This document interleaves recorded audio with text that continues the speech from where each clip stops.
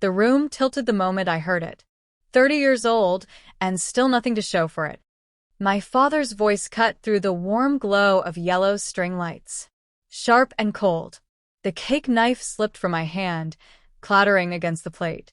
25 people froze. Mouths opening, closing, unsure what to do. My mother's soft, bitter laugh cut the silence like glass. Don't cut that cake yet. This is our house. You don't get to play hostess here. Every heartbeat echoed in my chest. My colleagues shifted uncomfortably. Some stared at the floor. The house felt smaller. The walls pressed in. Those yellow string lights suddenly became spotlights illuminating my humiliation. I'm Audrey Miller, 30 years old. I don't just survive in commercial real estate. I decide who gets space at the table, who stays, who leaves. My family never noticed. The knife lay on the plate, useless. The room had turned into a stage, and I was the scene my father wanted everyone to remember. Let me take you back to the beginning. What happened that night wasn't just a wound. It was the catalyst for everything that came after. Comment below if you've ever felt invisible in your own family. You know exactly what I'm talking about. What I discovered 3 days later would make that birthday humiliation look like mercy. For 30 years, I played the game of the invisible daughter. Stayed quiet when they forgot my birthday. Grateful when they remembered my name. Invisible enough that they never noticed I was building an empire while they asked me for money. Growing up meant birthdays didn't exist for me. Benjamin and Jenna got parties every year. Cake. Presents. Friends. For me, there was maybe a card. By the time I was 8, I stopped asking why. I got a full scholarship. Paid my own way through everything. Clawed into commercial real estate while my siblings bounced between jobs, asking my parents for money. But they never knew I was watching. Learning. Keeping score. The promotion came through on a Tuesday. Senior Director of Acquisitions. $240,000. When I called my mother, silence stretched before she said that's nice, and asked if I was coming to Benjamin's cookout. I hung up, stared at my phone. That's when I made the decision that would change everything. For weeks before my 30th birthday, I bought my parents a 3-bedroom Cape Cod. Final payment of $18,000 due in 25 days. I wanted to picture my father's face when I handed him the keys. I thought generosity might finally make them see me. I was about to learn they'd been watching all along, but not with love. 3 weeks later, I stood in my parents' house stringing up yellow lights and arranging succulents on every table, my phone buzzing with confirmations from colleagues, friends, and my best friend Zoe, while I checked the vanilla cake in the fridge for the 3rd time. They'd insisted on hosting. "Let us do this for you," Mom had said. I thought it was finally happening. They were finally seeing me. The party would start in 4 hours. My parents didn't know they were about to receive a house. They thought they were doing me a favor by hosting. When Trevor arrived early, the house filled with laughter and warm conversations. I stood near the cake, ready. Then my parents walked in. My father scanned the room, with his jaw set. Benjamin trailed behind. Jenna scrolled her phone.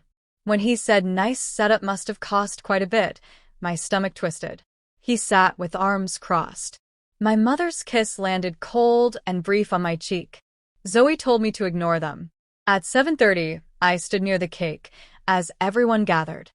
I picked up the knife, opened my mouth to speak. What happened next wasn't just humiliation. It was the moment I stopped being their daughter and became their enemy. My father stood. He said I was 30 with no husband, no kids, nothing permanent. Just a job. The room tilted as I tried to interrupt. He cut me off, told everyone I was throwing myself a party, like I'd accomplished something, like any of this matters. Someone coughed. A colleague looked away. My mother laughed that soft, bitter laugh. He continued, said I rent at 30, asked if I really wanted them to celebrate that. I tried to explain. The words came out wrong. His voice turned to ice. Told me to put the knife down. Said this is their house. That I'm a guest here. Just like everyone else. Then he stood. Looked at me like I was nothing. I think it's time you left. 25 faces froze. He was throwing me out. In front of everyone. Benjamin stared at his shoes. Jenna scrolled. No one stopped him. I set down the knife. Looked at my mother. She looked away. I grabbed my coat. Walked toward the door. My father's voice followed me. And don't come back until you understand what family means. I didn't look back. The humiliation was just the beginning. 20 minutes later, I was sitting in my car down the street from their house, hands gripping the steering wheel, watching my breath fog the windshield in the February cold. The sobs came in waves. Raw. Choking. My ribs ached. Zoe slid in without asking. She looked at me. Said they don't deserve me. I wiped my face and told her I'd bought them a house 4 weeks ago, final payment due in 25 days, and that I'd planned to tell them tonight. Her head snapped toward me. She stared for a long moment. Then her voice turned to steel. Said they wanted to remind me of my place. That I should remind them what happens when I remember mine. Let them lose what they never knew they had. But they were already planning something that would force my hand faster than I expected. I drove home through empty streets, the city lights blurring past while my phone sat silent in the cup holder. At 2 a.m., lying in bed staring at the ceiling, it finally buzzed. Trevor. His message was short, but it cracked something open inside me. Said what my father did wasn't fine. That I shouldn't have to pretend it was. He was right. In boardrooms, I knew the rules. With family, I'd spent 30 years losing. Until now. At 6 a.m. I sat with my laptop staring at the mortgage portal. My finger hovered over cancel. I wanted to know what would happen if I just stopped. Then I opened my email. Found a thread forwarded by mistake. The subject line read, Audrey's birthday. My father had written that I'd gotten too confident. Needed reminding that they raised me. That he'd say something at my party in front of colleagues, so I'd understand my place. They'd planned it. Coordinated my humiliation. But underneath the shock, something cold and sharp was rising. A plan starting with one call that would take everything from them. They had no idea I'd already found the evidence that would end this forever. At 6:15, I made the call. Removed myself as guarantor on the property. By 9 in the morning it was done. The closing I'd scheduled would never happen. The house they didn't know about was gone. I went to work. Closed a deal worth $12 million. Had lunch with Trevor. He didn't ask about the party. Just listened when I told him I was handling it. That afternoon, I returned home packing away decorations. Thought canceling the payment was enough revenge. Until I found a folder from 3 years ago labeled Mom's Medical Records, 2022. My stomach dropped. I remembered when she'd called crying. Stage 3 cancer. Needed $30,000 for experimental treatments, or they'd lose the house. I'd emptied my savings. She sent updates for 6 months. Then stopped. I'd believed her. My hands shook opening the folder. The first page looked normal. Insurance header. Her name. Then the second page. Wait. The dates didn't match. I flipped faster. No chemotherapy records. No radiation schedules. I searched for the oncologist's name she'd mentioned dozens of times. It didn't exist. I pulled up her insurance portal using the login she'd given me for emergencies. No hospital visits. No cancer diagnosis. Nothing at all. But there was something else. A bank statement paper-clipped to the back. I pulled up Benjamin's Instagram. Scrolled back to June 2022. Found his wedding. Thanks to Mom and Dad for their generous gift. Checked Jenna's profile. August 2022. Her house. Thanks to Mom and Dad for the down payment surprise. $30,000. My mother had never been sick. I sat on the floor surrounded by bank statements and screenshots. $30,000 was just the beginning. I pulled every statement from the past decade. $127,000 total. 15 for Benjamin. 8 for Jenna. 22 for Dad's business. 52 for various emergencies. All lies. Every lie stacked neatly in my mind. Every transaction mapped. The house, the money, their plan. It all pointed to one truth. They thought I'd never fight back. They were about to be wrong. The payment deadline came and went like a stone dropping into dark water. 5 days later, The ripples reached shore. On day 5, my mother called about a strange letter. I didn't call back. Day 6 brought my father to my office building at 11 a.m., his voice echoing through the marble lobby before security could intercept him. My daughter is stealing from us. I walked out calmly. Every colleague watched. The house you're talking about? I said, my voice steady. The one I bought you? Like the $30,000 I sent for Mom's fake cancer? The cancer that paid for Benjamin's wedding. His face went white. Security escorted him out. My phone exploded with calls. They were escalating, and I had proof of everything.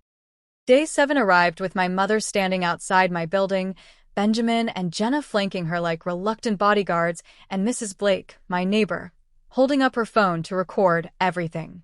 I watched from my window 3 floors up as my mother's performance began. Later, Mrs. Blake would tell me she'd been walking her dog when she overheard them rehearsing what to say, then decided to film the whole thing. Promised them a home and took it away. It went viral. Within hours, the comments poured in. Your parents are right. 30 with no kids is sad. Finally, parents who tell the truth. This girl needs humility. 17 missed calls. Then my biggest client called. Said we need to talk before moving forward with the Riverside project. Benjamin demanded I fix this. My boss needed to discuss how this affects client perception. Everything I'd built was being tested. They decided if they were going down, they'd take me with them. I had 24 hours to prove who was lying, and one witness they didn't know I had. Midnight found Trevor at my door with 2 coffees and the kind of determination that doesn't take no for an answer. I let him in, told him everything while the city slept outside my windows. The fake cancer, the money, the decade of lies. My voice cracked. Said they're destroying everything. That maybe I should make it go away. His voice turned firm. Said if I cave now, they'll know exactly how to control me forever. Asked what if I lose everything. He looked me in the eye. Said then I rebuild. But I don't go back. I asked why he even cares. Why he's here. He got quiet. When he spoke, his voice was different. Raw. Said his parents kicked him out at 17. Told him he'd never amount to anything without their money. For years he kept achieving. Climbing. Waiting for them to notice. They never did. One day he realized their opinion of him was never about him. He reached across the table. Said I'm the first person who understands that. Something cracked open in my chest. You already matter, Audrey. You just need to believe it. I opened my laptop.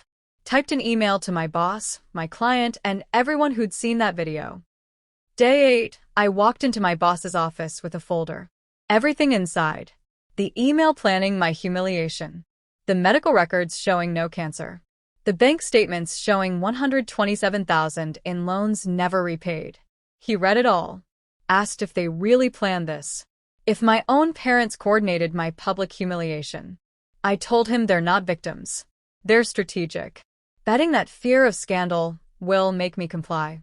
He asked what I need. I said time and trust. He gave me both. I walked out feeling vindicated for exactly 11 minutes. Then the call came. The Riverside project. 2 years of work. $15 million. On hold. Liability issue. My hands tightened on the steering wheel. Maybe I'd miscalculated. I called the client directly. Explained my parents are spreading misinformation because I refuse to enable their financial manipulation. Said I'm happy to provide documentation. Silence stretched. Then he said he's worked with me for 3 years, but this is messy. Very public. He needs to think about optics. He told me to send the documentation. 2 days later, he called back. The contract stands. He respects someone who stand their ground. I hung up. My shoulders dropped. 1 client saved. 1 still on hold. I'd survived the worst of it. That's what I told myself. That night, a registered letter arrived. My hands went cold pulling it from the mailbox. The return address was a law firm I didn't recognize. Notice of intent to file civil lawsuit for elder financial abuse. Fraud. Intentional infliction of emotional distress. My parents were suing me. I read it 3 times. My hands shook. They were dragging this into court. Depositions. Discovery. My entire career dissected in public record. Maybe a judge would see a successful daughter who abandoned her aging parents. Decide I was the villain. One client was down. But Jenna was about to make a mistake that would hand me the final piece I needed. She had no idea I'd been documenting everything. That afternoon, Jenna called. Her voice was tight with panic. Said I needed to fix this. That people were saying things. My voice came out calm. Final. No. She sputtered. Said I couldn't just refuse. I reminded her she was copied on that email. That she knew Dad planned to humiliate me. That she thought it was funny. Let the silence stretch before telling her about the Instagram post she'd made, the one thanking Mom and Dad for her down payment. Date stamped August 2022. 2 months after I'd sent the cancer treatment money. That was my money, not theirs. Mine. More silence, as she realized I had documentation of everything. I gave her one chance. Told her if she's embarrassed now, imagine how I felt standing in front of 25 people while Dad told me I was worth nothing. That if she wants this to stop, she should tell them to stop. I hung up. I'd already sent the documentation to one more person. Mrs. Blake. The neighbor who filmed everything. 11 days after my birthday, I stood outside my apartment door on a Tuesday evening, listening to my mother's muffled voice through the wood. She was asking to talk. Her tone was different now. Smaller. Desperate. For 30 years they'd made me invisible. Was confronting them with proof, making me just like them? Then I remembered the girl counting ceiling tiles on her birthday. This wasn't cruelty. This was freedom. I opened the door. My parents looked broken. My mother whispered they didn't mean it. That they were just trying to help me see. I asked, see what? That I'm worthless. That I exist to fund Benjamin and Jenna's lives while they mock me. My father stepped forward. Said we're family. That they raised me. Gave me everything. I held up 2 things. The house keys. A bank statement. Remember when you threw me out? Told me not to come back until I understood what family means. I held up the keys. I understood perfectly. I bought you a Cape Cod 4 weeks ago. The final payment was due 11 days ago. My mother's face went white. I stepped closer. You just lost it. Said to just pay it. That they'll pay me back. I asked like they paid back the $30,000 for her fake cancer. The cancer that never existed. The money that paid for Benjamin's wedding and Jenna's house. My father's face went from broken to furious. I told them I paid for treatments that never happened. Have the insurance statements. No oncologist. No hospital visits. No cancer. I stepped forward. They stepped back. I also have the email where they planned to destroy me. The one where Dad said I needed to understand my place.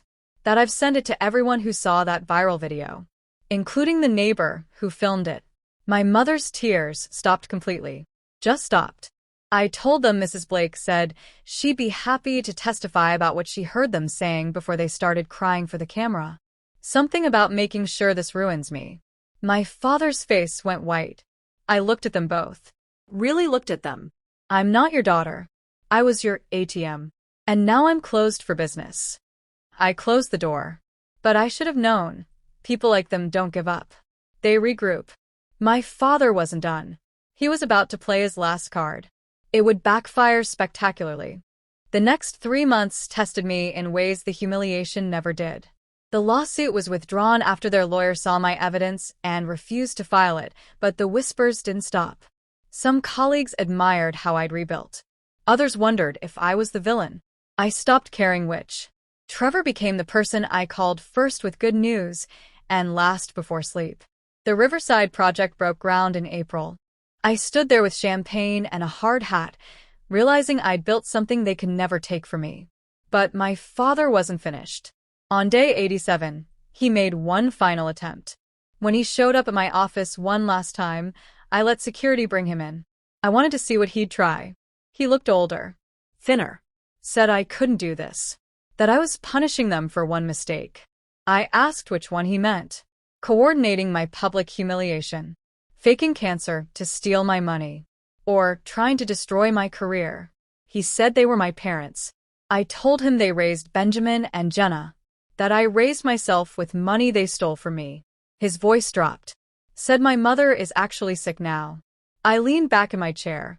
Then used the $127,000 you stole from me to pay for her treatment. I paused. Oh wait, you already spent it. Security escorted him out. I sat back at my desk, got back to work, finally free, or so I thought. Because 3 months later, on a September afternoon with the Pacific Ocean stretching endless and blue behind us, I was about to marry Trevor, and my family would make one last attempt to ruin it. The ceremony was small, 20 people sitting in white chairs on a cliff overlooking the water, Zoe crying happy tears as my maid of honor, my colleagues filling the rest of the seats. My parents weren't invited. The day before, my father had left a voicemail saying they'd made mistakes. Wanted to fix this. I deleted it. Thought that would be the end. I was wrong. At the reception, Trevor gave a speech. Said he didn't fall in love with me during the negotiation. Everyone swore I'd lose. He fell in love watching my father try to break me in front of 25 people. Seeing me walk out with my head higher. That's when he knew this woman doesn't just survive. She decides who gets to matter. Zoe squeezed my hand. Applause rose around me. For the first time, I felt eyes that mattered, hearts that saw me. The applause wasn't for the woman I'd been forced to be. It was for the one I'd built myself into. My parents taught me celebration was earned by being small. This room proved them wrong.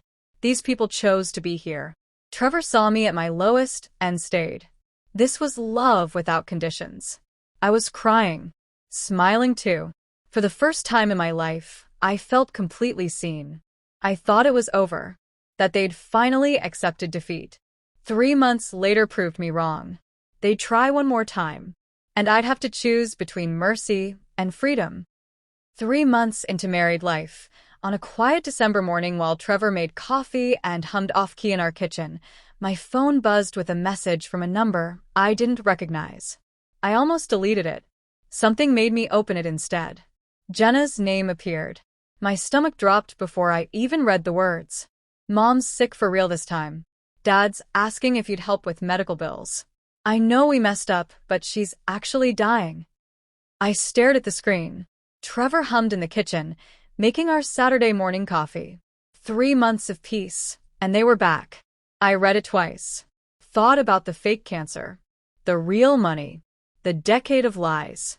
For a moment, part of me wanted to help, be the bigger person, prove I was good enough. Even now, even after everything.